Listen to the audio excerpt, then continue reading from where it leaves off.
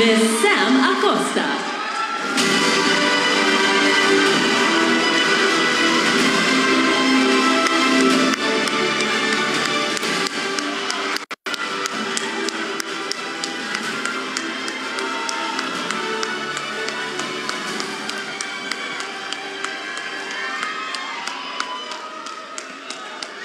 Congratulations.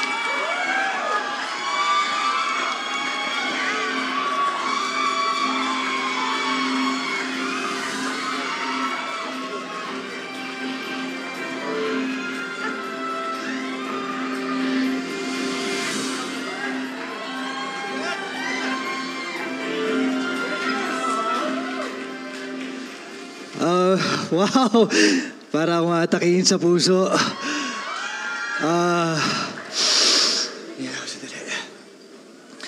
Maraming salamat po dito sa karangalan na ito.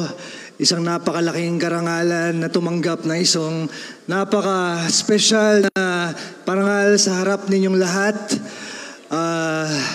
Lagi ko pong sinasabi na ngayong araw ng Kapaskuhan, ayoko na po magpa-stress sa pakikipagkompetensya o pakikipagpagalingan sa kahit kanino man. Dahil pakiramdam namin, panalo na kami nung naipasok pa lang sa 10 entries dito sa 50th anniversary ng Metro Manila Film Fest, ang Green Bones. Kaya palakpakan po natin ang mga sarili natin. Winners tayong lahat. Maraming salamat sa MMFF, sa MMDA, sa lahat ng mga nagdesisyon para mabigay ang mga parangal ito ngayong gabi. Maraming salamat po sa aking sa mga taong naniniwala sa akin, sa GMA Films, Miss Annette Gozon, Miss Neza, Sir Ricky Lee, JC Rubio, Anja Tienza na nanalong Best Screenplay. Sa aming Director, Direk Zig Dulay, maraming salamat sa tiwalang binigay niyo sa akin.